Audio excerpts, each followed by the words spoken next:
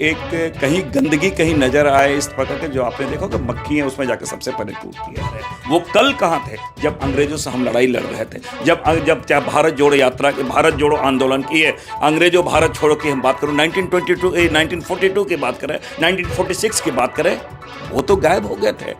मुस्लिम शब्द क्या आया, मैं समझता हूँ भारतीय जनता पार्टी का एक अवसर मिलता है कैसे पूरे देश के वातावरण को, पूरे देश के सामाजिक ताना बाना फैब्रिक को कैसे नुकसान पहुंचे और यहाँ पर गड़े मुर्दे उखाड़े जाए। 300 साल पीछे कब्रें खोदी जा रही है ताकि समाज के लोगों की कब्र खोदी जाए। ये भारतीय जनता पार्टी के कैरेक्टर है।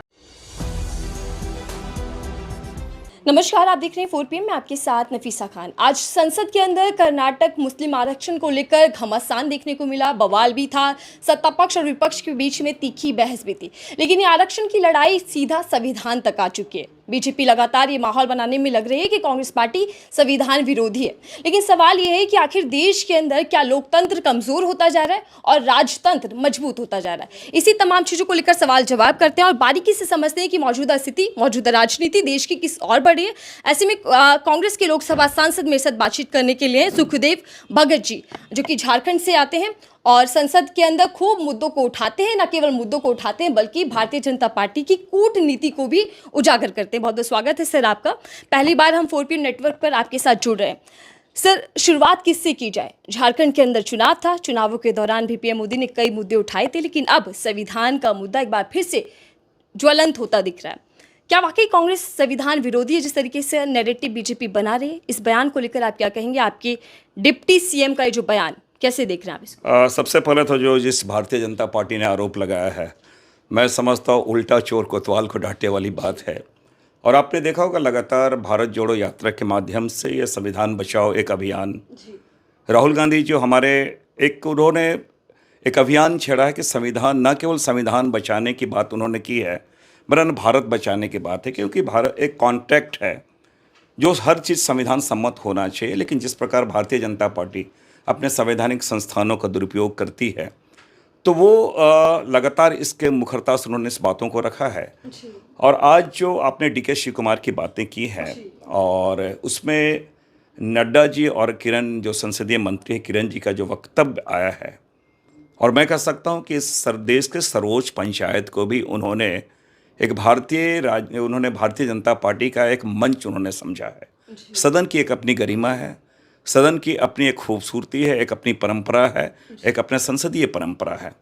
लेकिन आपने देखा हो कि हमारे जयराम रमेश जी ने प्रिविलेज मोशन भी उन्होंने किया है, DK शिव कुमार का वक्तव्य भी आया है। लेकिन मैंने कहा कि एक कहीं गंदगी कहीं नज़र आए इस प्रकार के, जो आपने देखा कि मक्खियाँ उसमें जाकर सबसे पहले टूटती है। मुस्लिम शब्द क्या आया, मैं समझता हूँ भारतीय जनता पार्टी का एक अवसर मिलता है कैसे पूरे देश के वातावरण को, पूरे देश के सामाजिक ताना बाना फैब्रिक को कैसे नुकसान पहुंचे, एक कटुता कैसे फैलाए, वैमनस्यता कैसे फैलाए, उनको एक अवसर मिलता है। इन्होंने DK शिव कुमार ने क्या कहा, उन्होंने माइनॉरिटी की बात की है और कोई ये नई बात नहीं है। अगर 1994 से लगातार, और हर सरकार उसमें आई, JDS से आए, सारे लोगों ने एक पॉलिसी जो आई उसके तहत OBC के वर्ग में, और आपको मैं बता दूं कौन OBC होंगे, कौन माइनॉरिटी होंगे, कौन SC होंगे, कौन ST होंगे, स्टेट लिस्ट का है। हर जगह पे कहीं पे ST लिस्ट, कहीं SC लिस्ट। और ये राज्यों का दायित्व बनता है कि देश के मेन स्ट्रीम पे जो शैक्षणिक रूप से, आर्थिक रूप से, राजनीतिक रूप से जो तथाकथित रूप से कमज़ोर हैं, उनका प्रतिनिधित्व हो और उनको हम ऊपर लाएं। और एक बात मैं स्पष्ट करूं, भारतीय जनता पार्टी के तमाम मित्र, उनके सहयोगियों से जो इस प्रकार की चीज़ों को देख रहे हैं, आरक्षण कोई गरीबी उन्मूलन कार्यक्रम नहीं है, पॉवर्टी एलिवेशन कार्यक्रम नहीं है, ये एक रिप्रेजेंटेटिव है, प्रतिनिधित्व का ये है। और बाबा साहब अम्बेडकर ने जो संविधान में जिन बातों को रखा है, हमारा प्रतिनिधित्व कैसे हो। और ये भारतीय जनता पार्टी जो लगातार, मैं कहता हूँ, संवैधानिक संस्थानों का जो माखौल उड़ा रहे हैं, आज जो जिन्होंने माफ़ी की बात कही है, संसदीय मंत्री केवल एक बात बता दें, ज़्यादा दिन अभी नहीं हुआ है, योगी सरकार के मंत्री पूरे दावे के साथ जो ब्रेकर बने हुए हैं, वो दावा करें, कन्फेस करें कि मैंने इतने लोगों का ये पैर तोड़ा, मैंने ये किया, मैंने वो किया। कोई शब्द मौन, मोदी जी मौन, योगी जी मौन, किरण रिजिजू जी मौन। उनका क्या नैतिक आधार, किस प्रकार के वक्तव्य बोले, बात बोले? मोदी जी उस वक्त कहाँ थे जब उनके पार्टी के लोग चुनाव के वक्त लगातार संविधान बदलने की बातें करते, उस वक्त भी मौन।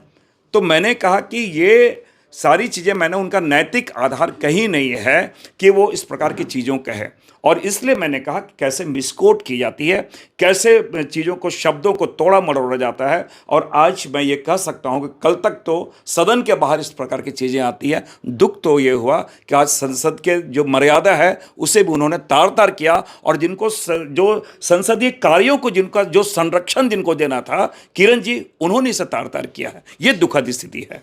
लेकिन सर सवाल ये भी है ना कि जिस मुद्दे को, संविधान के मुद्दे को लोकसभा में कांग्रेस ने खूब उठाया, बीजेपी को खूब घेरा, उसी मुद्दे पर बैटिंग करती दिख रही है बीजेपी, और ये कह रही है कि जो कांग्रेस पार्टी का हिडन एजेंडा था वो सामने आ गया है। कांग्रेस अब एक्सपोज्ड हो चुकी है इस पूरे मुद्दे को लेकर। मैं समझता हूँ कि hidden agenda Bharatiya Janata party का है कि किसी प्रकार वो जो विशेषकर अल्पसंख्यक मुस्लिम है उन्हें प्रताड़ित करो, उनके चीज़ों को ले और गोलबंद करें, पोलराइज करें। आज आपने देखा कि बीच के जो कालखंड में अभी वो जो सुनीता विलियम्स की मैं बात करूंगा, वो स्पेस से आई है, अभी आई हैं, पूरे लोग उनका स्वागत कर रहे हैं, लोग स्पेस में जा रहे हैं, मंगल ग्रह पे जा रहे हैं, चांद पे जा रहे हैं, और यहाँ पर गड़े मुर्दे उखाड़े जाए। 300 साल पीछे कब्रें खोदी जा रही है ताकि समाज के लोगों का कब्र खोदी जाए। ये भारतीय जनता पार्टी के कैरेक्टर है। तो मैं समझता हूँ कि ये सारी चीज़ें वो कर रहे हैं। एक बात मैं और बता दूँ, पहले भारतीय जनता पार्टी ये निश्चित कर लें वो भारत के इतिहास कब से वो मानते हैं। क्या अगर वो इतिहास के अगर थोड़ा सा भी उन्हें ज्ञान होगा तो मोटे तौर पे अगर जो इतिहास के स्टूडेंट है 3 खंडों में पढ़ाया जाता है, प्राचीन भारत, मध्यकालीन भारत, आधुनिक भारत। तो क्या वो मध्यकालीन भारत क्यों उठा रहे हैं, वो प्राचीन भारत को क्यों नहीं उठा रहे हैं? प्राचीन, ये आज भी पूरे भारत में जो आज भारत की खूबसूरती है, अनेकता में एकता हिंद की विशेषता वाली जो हम बात करते हैं, यहाँ क्या खूबसूरती है? खून भी आए, शक भी आए, कुशान भी आए, और इसलिए इसे हम मेल्टिंग पॉट बोलते हैं। अलग अलग संस्कृतियों का ये एक द्रावण पात्र है जिसमें सारी संस्कृतियां आके मिलती है। ये तो समुद्र है जिसमें अलग अलग गंगा हो, जमुना हो, वो सारी धाराएं यहाँ के मिल रही है। ये भारत की खूबसूरती है, और यही चीज़ संविधान में हमारे परिलक्षित होता है। लेकिन मैंने कहा कि ये भारतीय जनता पार्टी, मैंने कहा कि ये इनके शब्द क्या हो गए, हिंदू मुस्लिम, इससे इन्हें उठना चाहिए। और ये न केवल लोकतंत्र के लिए खतरा वरन पूरे देश के लिए खतरा है। जी, आपने कब्र का जिक्र किया सर। कब्र, संभल और वक्फ, इन्हीं तीनों चीज़ों पर हम राजनीति इर्द गिर्द देख रहे हैं। आखिर कौन है जो इन मुद्दों पर देश के अंदर नफरत को फैलाना चाहता है या फिर देश के अंदर आग भड़काना चाहता है? इसी के साथ सांप्रदायिक तनाव क्या उत्तर प्रदेश से शुरू हुआ, पूरे देश में अब बढ़ता जा रहा है? मैं समझता हूँ ये केवल नफीसा जी उत्तर प्रदेश की बात नहीं है। जिस देश के प्रधानमंत्री जिनके एक एक शब्द बहुत मायने रखते हैं, कपड़े से पहचाने जाओगे, ये किनके शब्द थे? प्रधानमंत्री नरेंद्र मोदी के। बटोगे तो कटोगे, किनके शब्द थे? योगी जी के। तो मैंने कहा कि 80-20 की बात करूँगा, मोदी ये एक संवैधानिक पद में है, एक मुख्यमंत्री, एक प्रधानमंत्री, उनके ऐसे शब्द आने चाहिए। मैं समझता हूँ पूरे समाज के वातावरण को कोई विषाक्त कर रहा है तो आरएसएस और भारतीय जनता पार्टी के लोगों ने। और ये आरएसएस आज हमें देश बनाने की बात कर रहे हैं, वो कल कहाँ थे जब अंग्रेजों से हम लड़ाई लड़ रहे थे, जब चाहे भारत जोड़ो यात्रा, भारत जोड़ो आंदोलन की है, अंग्रेजों भारत छोड़ो की हम बात करूँ, 1942 की बात करें, 1946 की बात करें, वो तो गायब हो गए थे। ये तो माफी वीर है ना। दूसरी बात मैं ये जरूर कहना चाहूँगा, ये आरएसएस जिनके मातृ संगठन है, वो अपने मुख्यालय में तिरंगा झंडा तक, जो राष्ट्र ध्वज है, हमारे आन मान शान का प्रतीक है, उन्हें शर्म आती थी। तिरंगा वो अपने मुख्यालय में वो तिरंगा लहराया भी नहीं जाता था, वो हमें बता रहे। इसलिए मैंने कहा कि इन प्रकार ने सत्ता में कैसे बने रहे या लोगों के लिए, इसके लिए मैं समझता हूँ चाहे वहाँ पूरे समाज के ताना बाना को, समाज के जो सामाजिक सौहार्द है उसे हम क्यों न प्रहार करें, उसे क्यों न छिन भिन न करें, तार तार न करें, कर दे, उसके बावजूद भी उन्हें सत्ता चाहिए। ये भारतीय जनता पार्टी का मैं समझता हूँ चरित्र बन चुका है। आपने सर शुरुआत में कहा कि मुस्लिम शब्द आते ही बीजेपी को मौका मिल जाता है सियासत चमकाने का, और हमने देखा कि शासन हो, प्रशासन हो, जब वो किस तरीके के भाषण का इस्तेमाल करते हैं। संसद, जिसको लोकतंत्र का सबसे बड़ा मंदिर माना जाता है, उसी मंदिर के अंदर एक समुदाय को टारगेट किया गया, और यहाँ तक कि संभल के सीओ का जो बयान आपने देखा होगा होली त्योहार के दौरान। क्या ये माना जाए कि अब शासन और प्रशासन एक ही भाषा का इस्तेमाल करने लगे और एक ही तबके को डराने कुचलने की कोशिश लगातार जारी है? देखिए, मैं एक चीज़ बता दूं, ये भारत महान क्यों है? भारत महान इसलिए, मैं थोड़ा आपके माध्यम से मैं बतला दूं, इसी भारत में जो अलग अलग मैंने कहा विचारों के क्या एक्सेप्टेंस था। मैं थोड़ा एंशियंट में जा रहा हूँ, जिसने चरवाक, संत चरवाक की मैं बात कर रहा हूँ, जिन्होंने कहा था, वो जिन्होंने गॉड के एग्जिस्टेंस को भी नहीं माना, सर्वशक्तिमान माना, नेचर को न माना, वो उनको भी संत की हमने उपाधि दी। अगर मध्यकालीन भारत की बात करें तो संत रविदास मनचंगा तो कठौती में गंगा, जो सामाजिक रूप से सबसे ज़्यादा प्रताड़ित वर्ग है, जिस वर्ग से वो आते थे, उन्हें भी हमने संत की उपाधि दी। तो भारत की एक खूबसूरती है, हमने असहमति को भी हम रचनात्मक तरीके से हमने देखा है। लेकिन मैंने कहा इनके कल कामरान वाली क्या बात हुई, ने हम तो एक कहावत कहते हैं निंदक नियारे राखिए, लेकिन कामरान ने 2 शब्द क्या कहे, उन पर आरोप लगाया, तोड़ फोड़ के सरकार उनकी है। तो ये मैंने कहा गोडसे के जो विचारधारा के लोग हैं, गांधी को कहाँ से मानेंगे? ना उन्हें लोकतांत्रिक पद्धति मालूम है, ना संसदीय परंपरा मालूम है, ना लोकतंत्र का ना वो सम्मान करते हैं। उन्हें तो कोई हिंसा से प्यार है, हिंसा वो चाहते हैं और समाज में भी हिंसा फैलाना चाहते हैं। जी, आपने कुणाल जी का जिक्र किया सर। एक तरफ पीएम मोदी कहते हैं कि आलोचना लोकतंत्र की आत्मा है, लेकिन दूसरी तरफ अगर कुणाल जैसे व्यक्ति जो आलोचना करते हैं सरकार की, तो उन पर फिर शिकंजा कस दिया जाता है, एक्शन में सरकार आ जाती है। आखिर कुणाल के एक व्यंग से बीजेपी में इतनी हड़कंप क्यों मच गई, वो इतनी ज़्यादा असहज क्यों हो गई? देखिए, मैं एक बात बताऊं, साहित्य समाज का दर्पण है। साहित्य के अलग अलग रूप होते हैं। कोई आपके जैसे मीडिया, आपके माध्यम से लोगों को उजागर किया जाता है, उनके कृतियों को। और मैं समझता हूँ पूरे लोकतांत्रिक पद्धति में चेक एंड बैलेंस, जिस प्रकार संविधान में हमारा प्रावधान है, उसी प्रकार आप लोग भी कहने जो चौथे स्तंभ हैं, वो इस प्रकार के नियंत्रित करती हैं।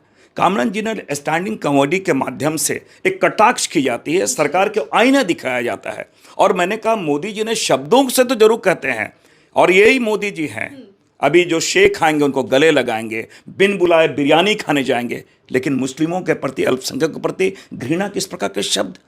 तो मैंने कहा वचनम किम दरिद्रम वाली स्थिति है मोदी जी के साथ। मुंह से कुछ भी बोलो लेकिन अंदर से कुछ और है। लेकिन मैंने कहा कि गांधी जी के शब्द क्या होते हैं? गांधी जी मनशा वाचा कर्मणा, मन से, वचन से, कर्म से गांधी जी एक होते हैं। लेकिन इनके मन में कुछ है, वचन से कुछ है, कर्म से कुछ है।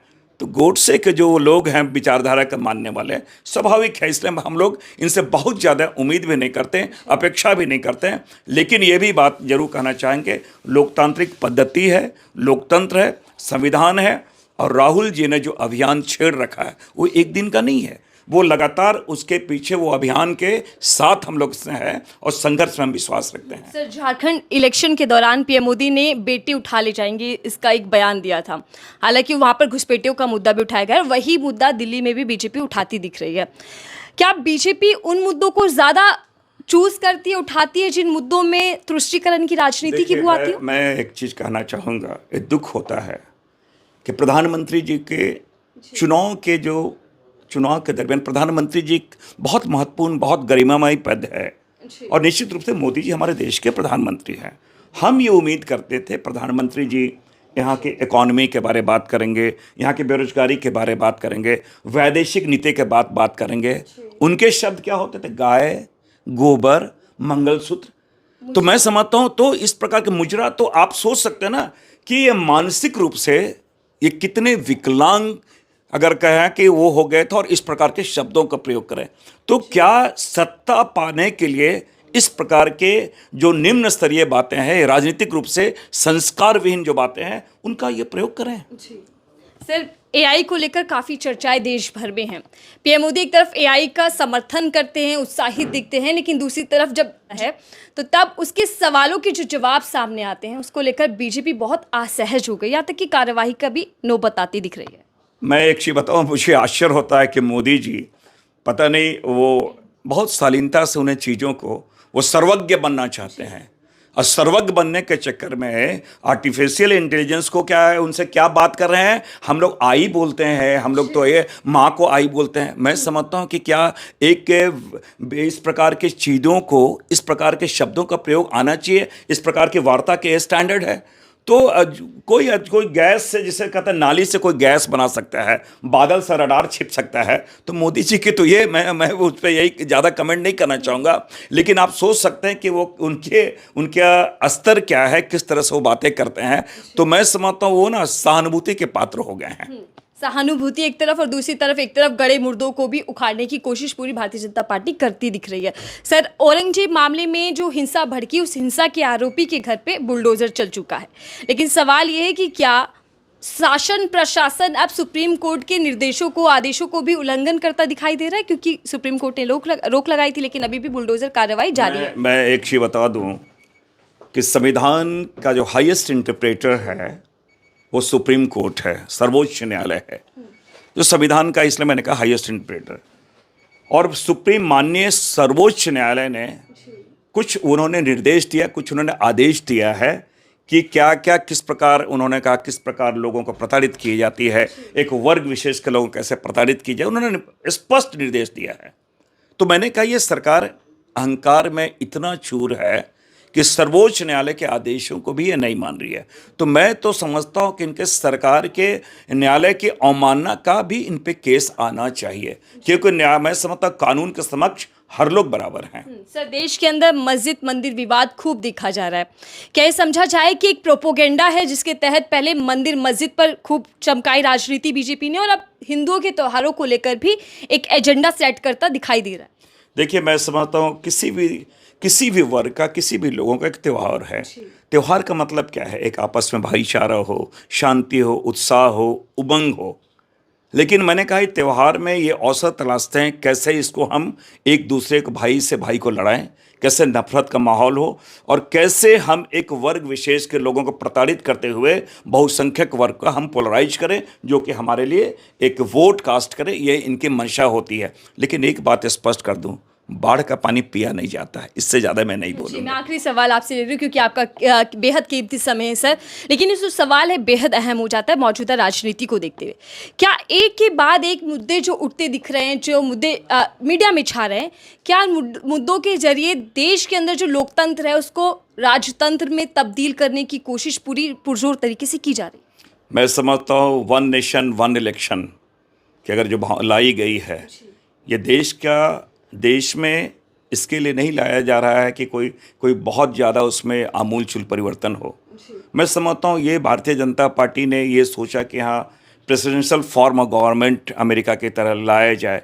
तो ये आपने जो कहा कि कहीं न कहीं आज जो है एक व्यक्ति केंद्रित है।